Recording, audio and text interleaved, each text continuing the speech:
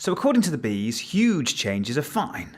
It's just the ones that are small but significant that spell disaster, and of course the same is true for editing. So there are only really 5 kinds of natural footage shots. The hands, the face, the wide shot, over the shoulder, and a second, hopefully arty wide shot.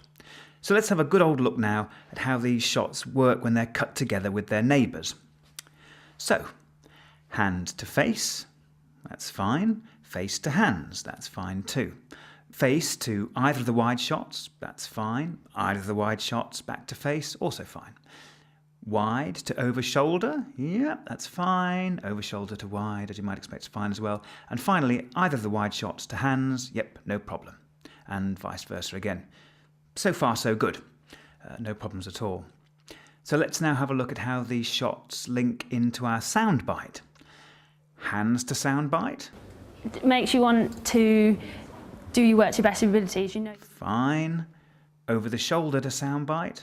Fine. But either of the wide shots can sometimes work, and because the head might be in a different position, sometimes it might not work. So that's our first sort of yellow card, our first word of caution. But our first red card is a headshot going to a soundbite. Yeah, when I first applied... This is the kind of stuff that bees have nightmares about. It has to be avoided at all costs. So finally for now, let's check out the other combinations that we've not mentioned yet. Hands to over the shoulder, fine. And likewise, over the shoulder to hands, fine. Face to over the shoulder, fine. Over the shoulder to face, fine. But the second yellow card of the day goes to a wide shot cutting to another wide shot. If they're too similar, this just jars. But if they're framed totally differently, of course, this could work. That's why it's only a yellow and not a red. So that's been a very long-winded way of saying, watch out when cutting between wide shots and from wide shots to sound bites, and never cut from a headshot to a soundbite or vice versa. So I already have a game plan formulating for my Rubik's Cube piece. I want to start with my best shot, of course, and this will be a close-up of the cube. Then the audience will be wondering, who is this? I'm going to show them with a face shot. Then they'll be wondering, okay, well, where are we?